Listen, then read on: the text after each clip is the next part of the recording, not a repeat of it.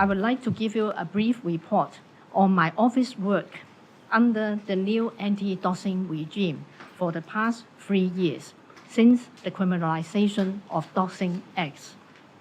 As you are aware, the Personal Data Privacy Ordinance was amended in 2021 to introduce new doxing offences.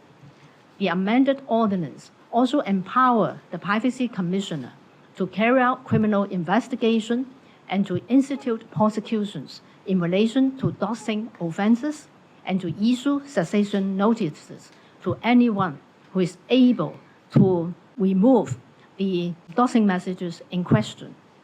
Since the implementation of the amended ordinance from October 2021 up to the end of August 2024 this year, we handled a total of 3,234 doxing cases, including 1,586 doxing-related complaints and 1,648 doxing cases uncovered by our proactive online patrols.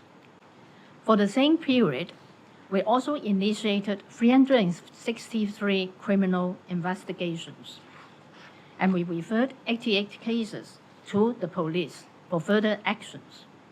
It is because under the amendment ordinance, we have to refer the more serious doxing cases which result in specified harms to the victims to the police for consideration of prosecution on indictment.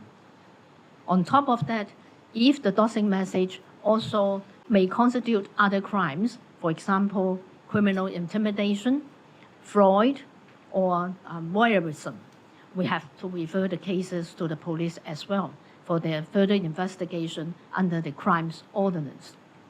And for the past 3 years, we mounted a total of 58 arrest operations, with a total of 59 suspects arrested.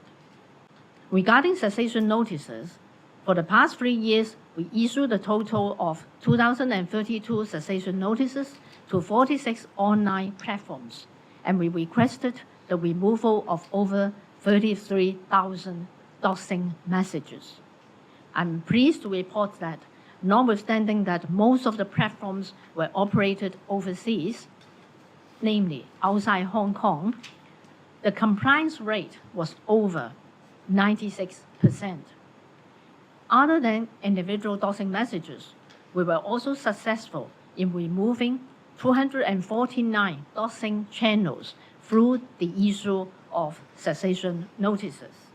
As regards the number of doxing cases uncovered by our online patrols, you'll see from this graph that for the first 8 months of 2022, we found 803 doxing messages online. However, the figure dropped to 203 for the first 8 months last year. And for this year, the figure further dropped to 80. In other words, we only found 80 doxing messages on online platforms as a result of our proactive online patrols. And when we compare the figure of 80 to the figure for the first 8 months of 2022, this represented a 90% decrease. And I would say this is a significant drop in the number of doxing messages on online platforms. I believe that the drop was because of our ongoing enforcement, education, and publicity efforts, and the decrease was also attributable to the more congenial atmosphere in the society.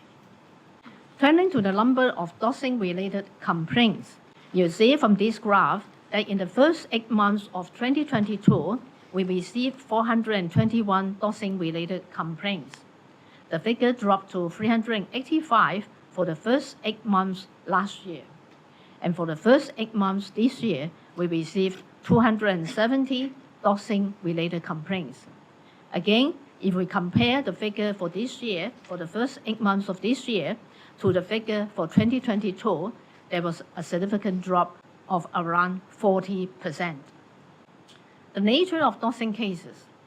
For the past year, you'll see from this pie chart that monetary disputes accounted for about 42% of the total number of doxing complaints. Personal relationship disputes accounted for 31%. In other words, if we take a look at the nature of cases, monetary disputes and personal relationship disputes already accounted for about 70% of the total number of cases. It is also noteworthy that political disputes, which led to doxing acts, only accounted for less than 2% of the total number of cases. Other than enforcement work, to promote the public's awareness of the new doxing offenses and also to promote compliance, we also launched a series of promotional and publicity work. And this included, for example, launching a thematic website, issuing an implementation guideline, producing short videos, television and radio announcements, distributing promotional leaflets, flyers, posters, and promoting the new provisions on social media platforms. Over the past 2 years, we also published 2 new books, and we included dedicated chapters on the new doxing offenses. To enhance the public's awareness, we also organized 104 seminars or webinars, and these attracted participants of the size of 22,000. For secondary school students, we also organized school touring of anti-doxing education talks. By the end of August this year, we visited 50 secondary schools and held talks for over 70,000 students. With that, I would like to summarize the effect of the new anti-doxing regime. I will say that the new anti-doxing regime only targets unlawful doxing acts. Our enforcement work has not affected the freedom of speech of members of the public, nor has our enforcement work affected the lawful operation of online platforms in Hong Kong.